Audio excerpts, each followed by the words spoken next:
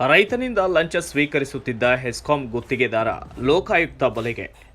ಗದಗ ಜಿಲ್ಲೆಯ ಮುಂಡರಗಿ ತಾಲೂಕಿನಲ್ಲಿ ಹೆಸ್ಕಾಂ ಗುತ್ತಿಗೆದಾರರೊಬ್ಬರು ಲಂಚ ಸ್ವೀಕರಿಸುತ್ತಿದ್ದ ವೇಳೆ ರೆಡ್ ಹ್ಯಾಂಡ್ ಆಗಿ ಲೋಕಾಯುಕ್ತ ಅಧಿಕಾರಿಗಳ ಬಲೆಗೆ ಬಿದ್ದಿರುವ ಘಟನೆಯೊಂದು ನಡೆದಿದೆ.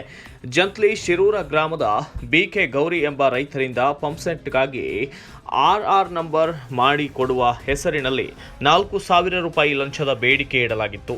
ಈ ವೇಳೆ ಮಾಹಿತಿ ಪಡೆದ ಲೋಕಾಯುಕ್ತ ಪೊಲೀಸರು ಮುಂಡರಗಿ ಹೆಸ್ಕಾಂ ಕಚೇರಿಗೆ ದಾಳಿ ನಡೆಸಿ ಗುತ್ತಿಗೆದಾರ ಸಿದ್ದನಗೌಡ ಪಾಟೀಲ್ ಅವರನ್ನ ರೆಡ್ ಹ್ಯಾಂಡ್ ಆಗಿ ಬಂಧಿಸಿದ್ದಾರೆ. ಆರೋಪಿ ಸಿದ್ದನಗೌಡನನ್ನ ವಶಕ್ಕೆ ಪಡೆದುಕೊಂಡಿದ್ದು ಲೋಕಾಯುಕ್ತ ಪೊಲೀಸರು ವಿಚಾರಣೆ ನಡೆಸುತ್ತಿದ್ದಾರೆ.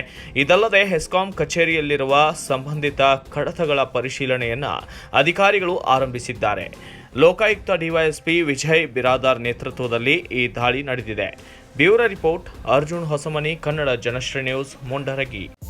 ನಮಸ್ಕಾರ ಕನ್ನಡ ಜನಶ್ರೀ ವೀಕ್ಷಕರೇ, ಈ ಪೂರ್ತಿ ವಿಡಿಯೋ ನೋಡಲು ಆಂಡ್ರಾಯ್ಡ್ ಆ್ಯಪ್ ಅಲ್ಲಿ ಕನ್ನಡ ಜನಶ್ರೀ ಎಂದು ಟೈಪ್ ಮಾಡಿ ಡೌನ್ಲೋಡ್ ಮಾಡಿಕೊಳ್ಳಿ. ಕನ್ನಡ ಜನಶ್ರೀ ಆ್ಯಪ್ ಡೌನ್ಲೋಡ್ ಮಾಡಿದ ಮೇಲೆ ನಿಮಗೆ ಈ ಥರ ಬರುತ್ತೆ.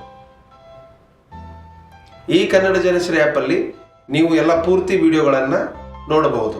ಈ ನಮ್ಮ ಕ್ರೈಮ್ ಲೋಕದ ಕನ್ನಡಿಯ ಕ್ರೈಮ್ ಭರಿತ ಸುದ್ದಿಗಳನ್ನು ನೋಡಲು ಕನ್ನಡ ಜನಶ್ರೀ ಆ್ಯಪ್ ಅನ್ನು ಡೌನ್ಲೋಡ್ ಮಾಡಿ.